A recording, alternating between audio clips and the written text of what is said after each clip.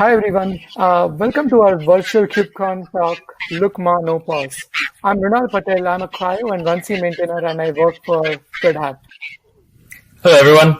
My name is Peter Hunt. I also work for Red Hat, and I'm a CRI-O maintainer, and I also work on Podman, Conmon, and other related technologies. Right, we can get started. So what is pause?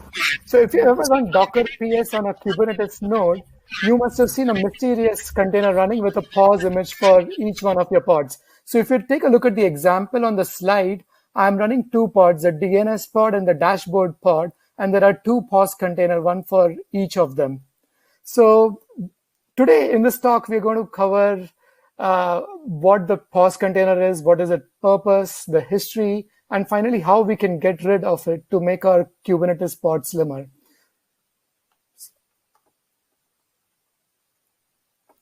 So what exactly is the pause container doing? So we can talk about how a Kubernetes pod works. So a Kubernetes pod consists of multiple containers that share Linux namespaces and are nested under a common pod C group. The pause container holds the shared namespaces for the containers in a pod, and it is referred to as a pod infra container in the Kubernetes code base. So on the right, you can see a picture of what a pod looks like when using CRI-O as your container runtime. So you may have defined a container A and B in your pod YAML, and then we have one infra container, and then we have helper processes called Conmon. So if you want to learn more about that, you can watch one of the CRI-O talks. So now let's talk about the history of Kubernetes pods. So Kubernetes was started after the container revolution was brought about by Docker. Kubernetes aimed to solve the problem of orchestrating containers across a cluster of nodes. Note this was way before the container runtime interface, or the CRI, was introduced to support plugging in different container runtimes like you can do today with CRI-O or Containerd. And one of the core Kubernetes decisions initially was to give each pod a unique IP address. Now, how would you do that using just Docker containers? Well, to do that, you can create and start a container, have some custom code that joins the network namespace of that container, and give it a unique IP address. And finally, you create and start the containers specified in your pod YAML to join the network namespace of that container. Congratulations. So you have invented the pause container, and that's how it came to be. And initially it was referred to as the network container in the code base because that's all its job was at that point. And then soon after, it made sense to enable sharing IPC namespace inside a pod to allow the containers in a pod to communicate using IPC queues and shared memory. So with that change, the net container was renamed to the much more appropriate pod infra container in the code base. So you can take a look at that pull request that made some of those changes to see the history and the discussions that happened back then. And finally, support for sharing PID namespaces was added. And at that point, the job of the pause container became a bit more involved than just holding namespaces. It was also responsible for reaping PIDs for all the containers in a pod, basically acting as init for the pod. So now we talked about the purpose of the pause container and what it does. So why would we want to drop that container? So there are a few reasons, and let's talk about the reasons. The first is that it uses up space for the binary and for the containers. So on its own, the pause container doesn't occupy a lot of disk space. But if you are starting a pause container for 200 pods on your node, then you are using a bit of memory, which could be used elsewhere. So that's the first reason to drop pause. The second reason, it takes time to create the root file system, create, start, mount the pause container, and so on. And you can see a small micro benchmark of that with and without. And later on in the talk, Peter is going to cover some more performance numbers. And the final reason for dropping pause is to just get rid of the additional process management overhead, right? We have code today to set up, monitor, and clean up the pause process. we have to keep tracking that the pause container is still running. Kubelet has custom code in the image GC code part to make sure that the pause container image is available. So if there's no such process, we just get rid of the process management. And our goal, if you look at the two diagrams below, is to get rid of the pause container. Now, Peter is going to talk about how and in what situations we can get rid of the pause container.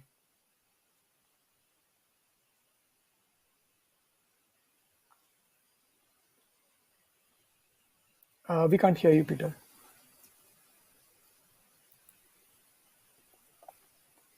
Yes. Hello. So we're going to first talk about how to drop the pause container. And for that, we need 3 steps. The first step is we need to emulate the behavior of the, what do we get? 9. How do we do this?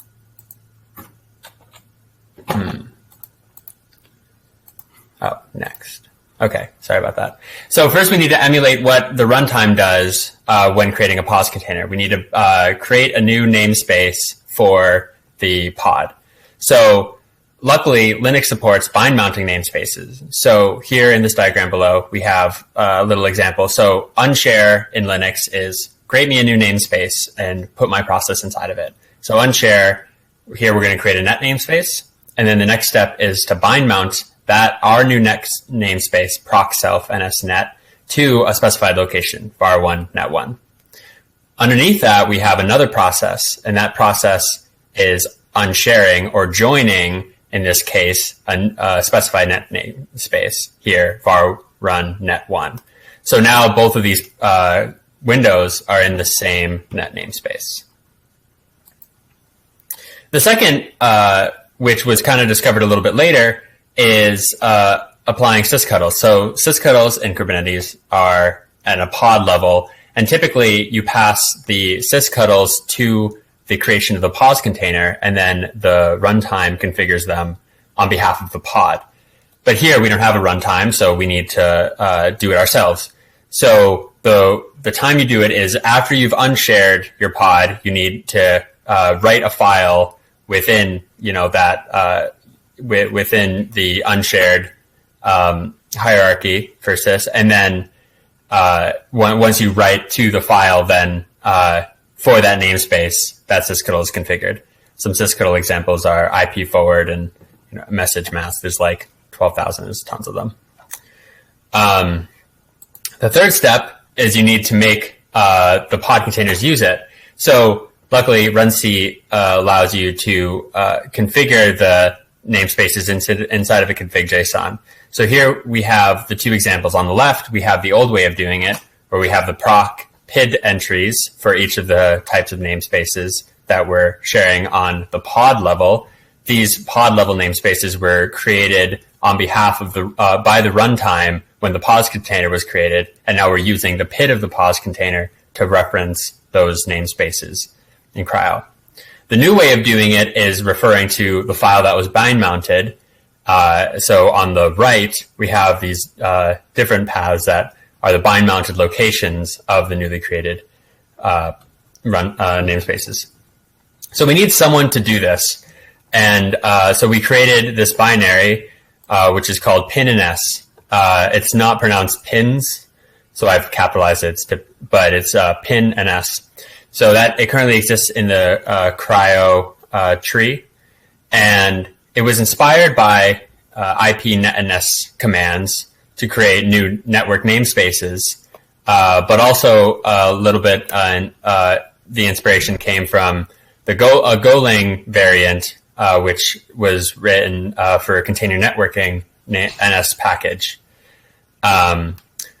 We exec pin-ns from CRI-O, because pin-ns is written in C and CRI-O is written in Go. And the Go runtime fusses with the way that namespaces works a little bit. So you need to you need to create a new Go routine and then lock the OS thread so that the runtime doesn't interrupt it, and then do all of your specific operations, then unlock it upon leaving it.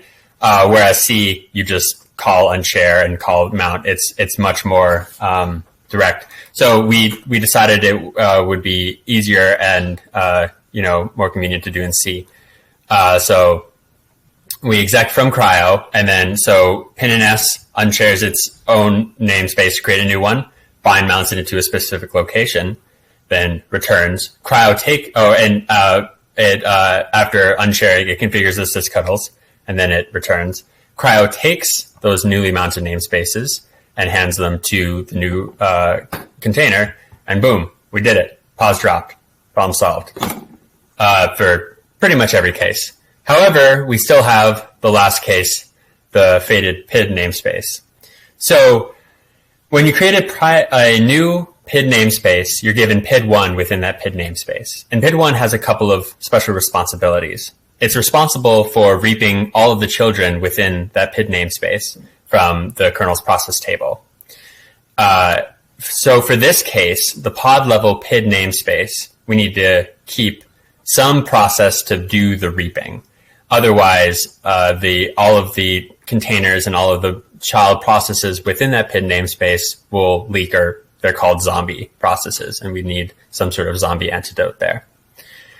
What about having one of the containers be PID1 within the PID namespace?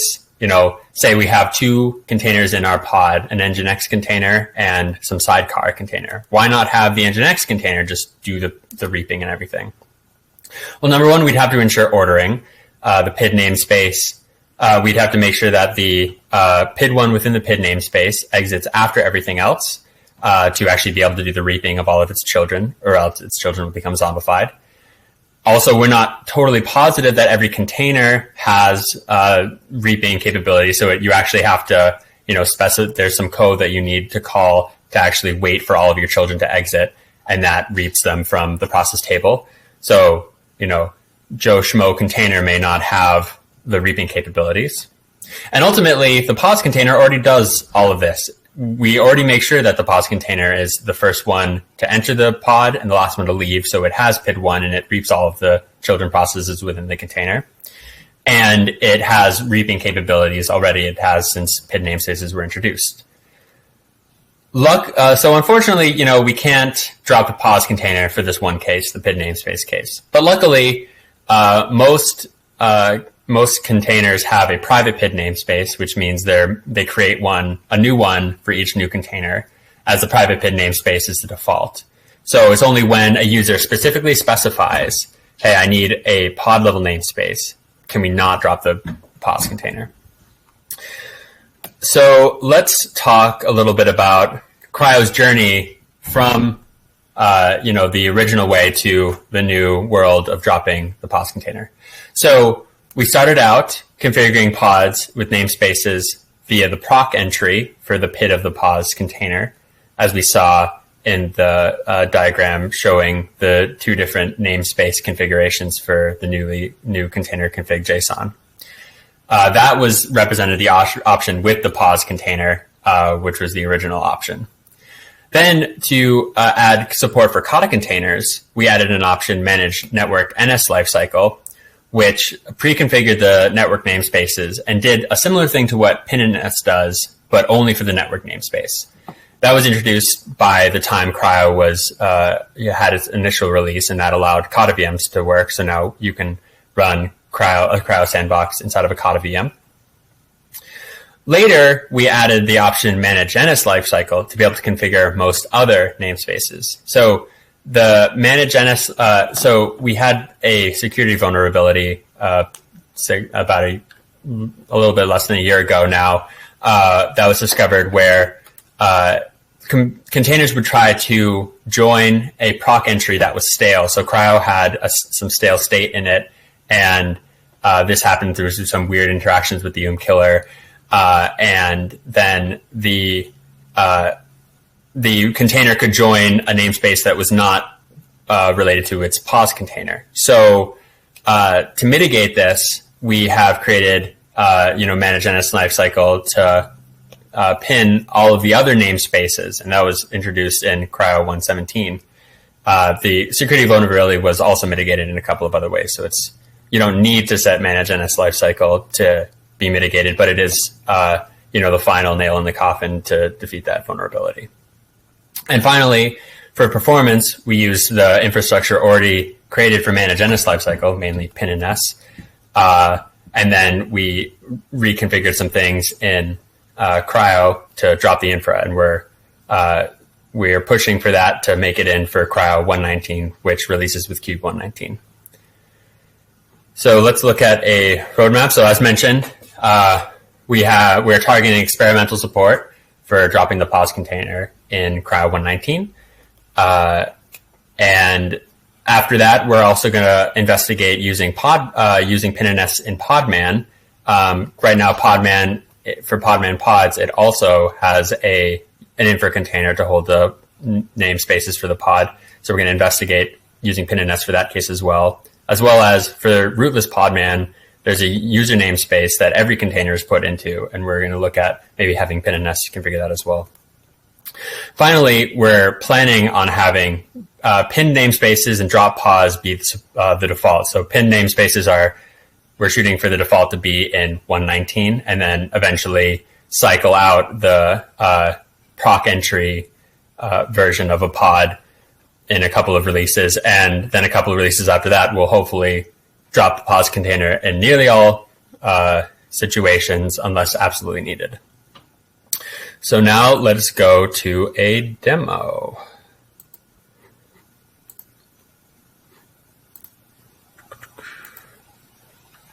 All right. So here we have a local Kubernetes cluster running. So see here, we're going to start off with CRI-O running with dropping the pos container. Not dropping the pos container. So we're going to start off with the pos container with the old proc way of doing things. So right now, so we have no pods. Let's create a pod. So we have two pod YAMLs. They're nearly identical. They just have a slightly different name, hello and hello2. All they are is an Alpine container that runs top. We can thank Podman for generating these YAMLs for me because it's annoying. So let's start. Let's run this k apply hello. That YAML. It's pod created. So the first thing we can check is we have our hello container running. Let's use CRI-Cuddle to find the pod ID for CRI-O. So here we have this hello container. Pod ID is 3A6. So let's look at this pos container in runc. So runc list, grep for this ID. And here is our pos container. We know this because we can do status CRI-O pod ID.scope. And here we have this pos binary. Note this PID 240732. That'll be important later. So let's look at the pos containers config blob, which is specified. So this is passed directly to runc. And notice here, we have not specified any locations for the pod, but instead have asked runc to create us new namespaces for each of these namespaces for the pod. Now we're going to look at our container. So CRI-Cuddle PS. So here is the container. Hello. Let's look at it in systemd. So here we have our simple top running.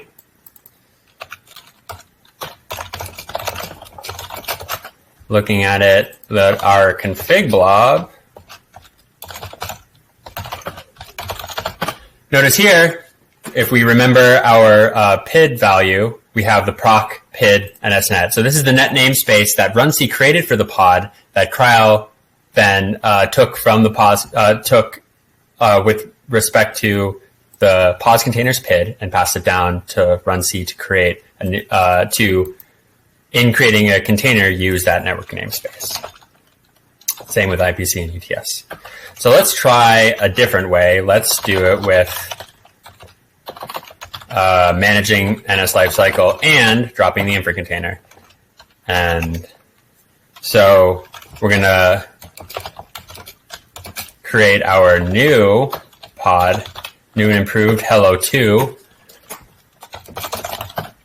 So So we have hello to create, and then so let's do a CRI-Cuddle PS pods. So notice we have hello to here. This is our ID. Let's do a run C list and look for our pause container. Well, we have no pause container. We asked it to drop it. Of course we did. So in this situation, we've dropped the pause container and there's no config blob that we're keeping associated with it. All we've done is have pin&s create the namespaces. So let's look instead at the container for hello2. We can show it's running status CRI-O. And it's our top pod. Looking for its config blob. Let's take a look at it. So here, notice we have our newly formatted namespace paths. So this was a namespace that was unshared from pin&s, and then we configured the CICS Cuddles and mounted it at this location, and then CRI-O took that location and passed it down to the newly created container, and now the container is operating within the pods namespaces. And any old process can unshare into, did I copy it? Any old process can share into this container, like so. And now we're in the pods namespace. Hello, which is different from the host namespace. So, and we can also show it exists. We have to get around symlinks. So here we have the net namespace mounted on the host. So we're going to talk a little bit now about the performance differences. So here we have a script that was run. Here it's just creating 100 unique pods, waiting for them to be done, being created, and then removing the pods. There's actually a typo here that I missed. That all of these pod creations were done in the background. So it was waiting for all of the children to be created. We have all of those pods created, and then we wait, and then we remove them all. And so we did that 100 times for one run, and then we ran each of those 100 ones 10 times to see, and then averaged the time difference to see, get a kind of an idea of the performance comparison. This is simply with respect to runtime. So here we have some results. We use multi-time to compile and do all the math for us. So the first one is with the pause dropped, and the second one is with keeping the pause. Now, a couple of things to note. So notice how the user and the sys time for both of them are actually pretty similar, and that's expected. CRI-Cuddle just makes a request to CRI-O. CRI-O does all the actual work and then returns a response to CRI-Cuddle. So time won't be calculating the user and the sys time for the actual operation because that's happening in CRI-O, not CRI-Cuddle, and we're only doing time on CRI-Cuddle. So the only metric that we really get is with the real time. Unfortunately, the real time is, a little bit, it's not like the most accurate because it accounts for kernel interrupts and everything. But I run it a couple of times and there has been a little bit of variation, but ultimately there is a savings in runtime. There's also a savings in overhead, which we don't show here, but if 900 kilobytes for every pause container and say, max 200 pods on a node, that means we have 200 megs for our pause container, all of the pause containers on the node, which, isn't a ton, but all of that could be better used by the workloads instead of the infrastructure. So dropping the pause container fixed that. And also we're saving on all of the code that would go through to create the pause container. We're saving on the run C exec. We're saving on a conmon paying attention to the pause container, accounting for when it spuriously gets killed. All of these different things totally avoided. All we're doing is we're mounting a file, passing that file to run C, and that's like the majority of our pod creation.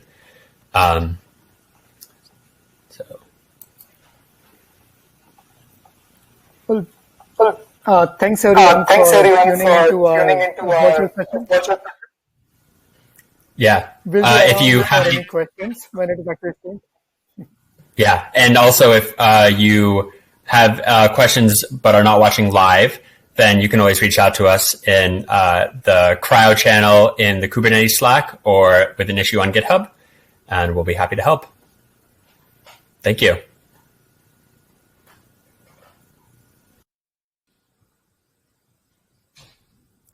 Hey, everyone.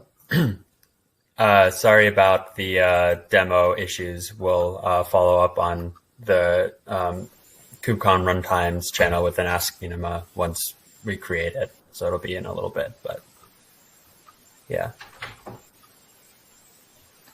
Are there any questions that are not related to the fact that our demo didn't run?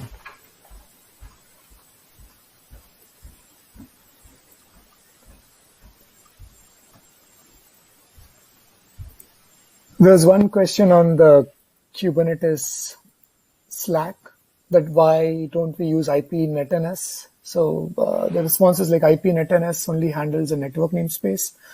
So we wrote this custom tool pinnns that can handle all the namespaces, and also we don't want to stomp on the system directories. So we allow you to customize the directory in which the namespaces are pinned.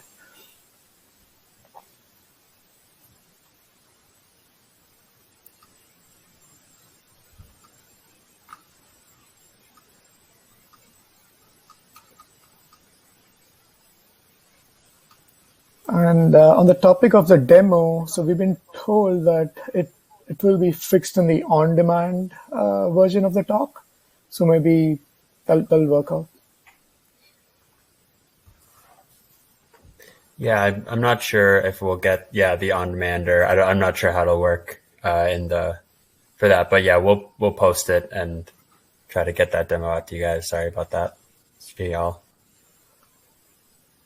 Right.